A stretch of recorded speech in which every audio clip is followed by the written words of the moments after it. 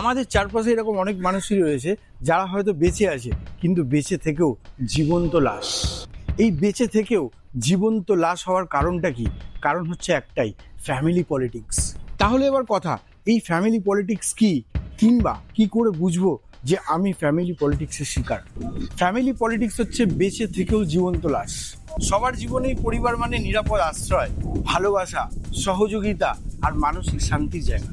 কিন্তু যখন সেই পরিবারে শুরু হয়ে যায় দ্বন্দ্ব, পক্ষপাত, গোপন প্রতিযোগিতা আর স্বার্থের রাজনীতি, তখন সেই আশ্রয়টা নরকে পরিণত হয়ে যায়। ফ্যামিলি পলিটিক্স মানে একজন আরেকজনকে ছোট করা, একজন আরেকজনের পিছনে কথা বলা, সমালোচনা করা, তার নামে বাজে খবর প্রচার করা, নিজের স্বার্থকে পূরণ করার জন্য যে কোনো পর্যায়ে চলে যাওয়া।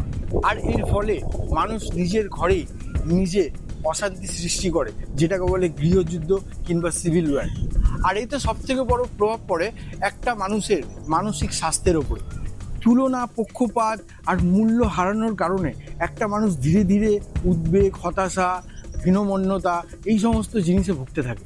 এবং পরিবারের মানুষজনদের থেকে না তো কোনো ভালো কাজের জন্য সমর্থন পাওয়া যায়, আর না তো সহযোগিতা পাওয়া যায়, বরং বাকিজনরা তার যে কোনো ভালো কাজে পিছন থেকে বাধা দেওয়ার চেষ্টা করে। আর এগুলোর কারণে একটা মানুষ দিন দিন তার আত্মবিশ্বাসকে হারাতে থাকে। সম্পর্ক আস্তে আস্তে পরিবারের লোকজনদের সাথে নষ্ট হতে থাকে, ভুল বোঝাবুঝি তৈরি হয়, প্রত্যেকটা মানুষের উপর থেকে ভরসা উঠে যায়, আর আস্তে আস্তে সেই মানুষটা পরিবারের সমস্ত মানুষের থেকে দূরে যেতে থাকে। ফ্যামিলি পলিটিক্স এমন একটা নীরব বিষ, যা আস্তে আস্তে মানুষের সুখ, সম্পর্ক, বিশ্বাস, ভরসা, ভালোবাসা সব কিছু নষ্ট করে দেয় এবং শেষে মানুষটার মানসিক শান্তি পর্যন্ত কেড়ে নেয়।